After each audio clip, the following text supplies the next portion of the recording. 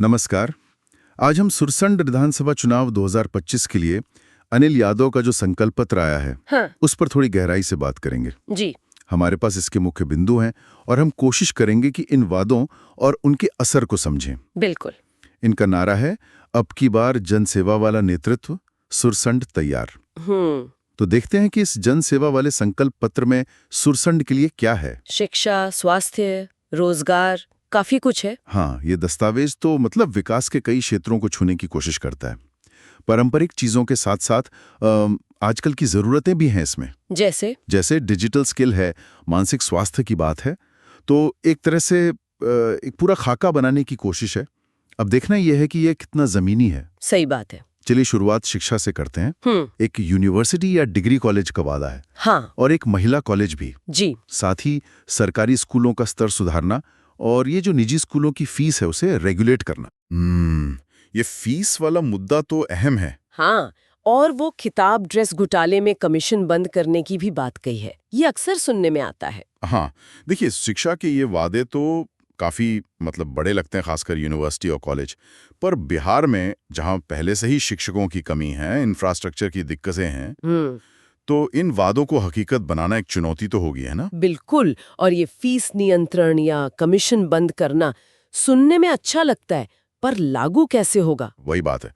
इसके लिए इच्छा शक्ति चाहिए होगी, मजबूत इरादा। अच्छा, और ये हर ब्लॉक में डिजिटल स्किल सेंटर और मुफ्त कोचिंग प्रतियोगी परीक्षाओं के लिए। हाँ, ये तो आज के युवाओं के लिए बहुत जरूरी लगता है।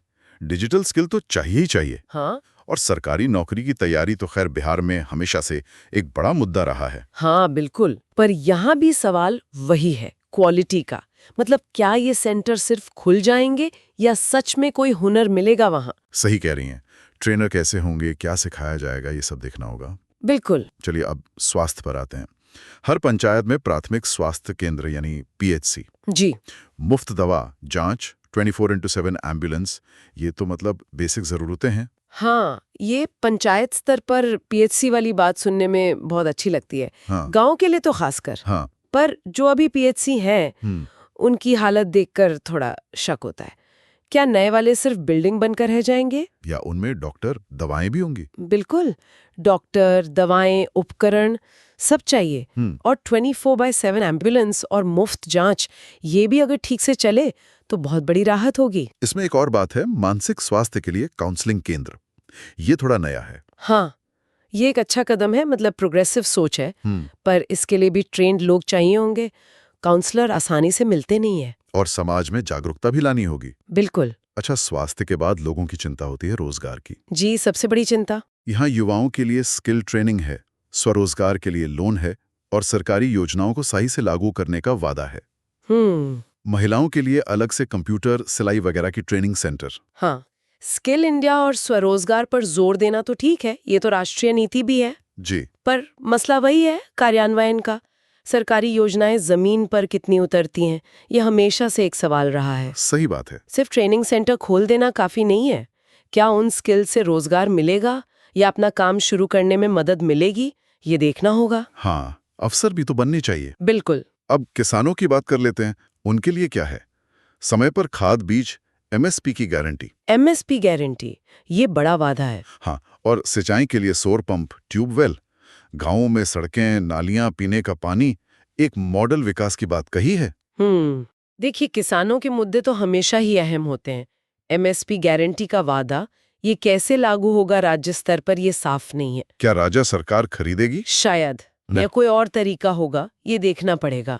सौर पंप और सिंचाई अच्छी पहल है, पर कितने किसानों तक पहुंचेगी, ये सवाल है। और स्थानीय मंडी का आइडिया कैसा है? आइडिया तो अच्छा है, किसानों को फायदा हो सकता है, पर जो मौजूदा मंडियां हैं, पहले उनकी हालत सुधारनी पड़ेगी, है ना? ये बात भी सही है। जी। और फिर आता है बुनियादी ढांचा। हाँ, हर गांव में पक्की सड़क, 24 घंटे बिजली, घर घर शुद्ध पानी, कचरा प्रबंधन।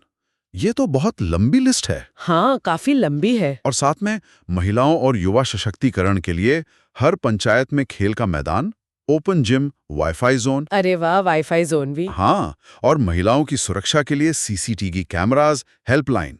हर ब्लॉक में लाइब्रेरी और डिजिटल लर्निंग सेंटर। ये वादे मतलब आज की जिंदगी की जो जरूरतें हैं और जो उम्मीदें हैं उनको दिखाते हैं। हाँ, जैसे सड़क, बिजली, पानी तो बेसिक हो गया। बिल्कुल।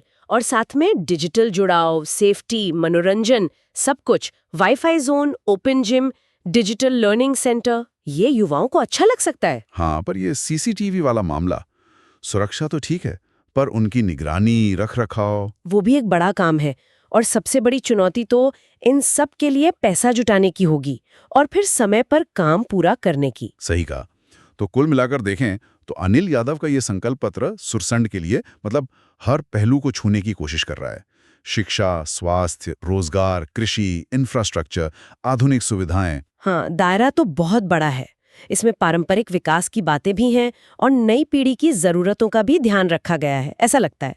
संदेश तो साफ है, जन सेवा वाला नेतृत्व। जी, पर जैसा हर घोषणा पत्र के साथ होता है, असली परीक्षा तो वादों को निभाने की होती है। वादे जितने बड़े होते हैं, चुनौती भी उतनी ही बड़ी होती है। बिल्कुल। और सुनने वालों के लिए एक सवाल छोड़ जाते हैं।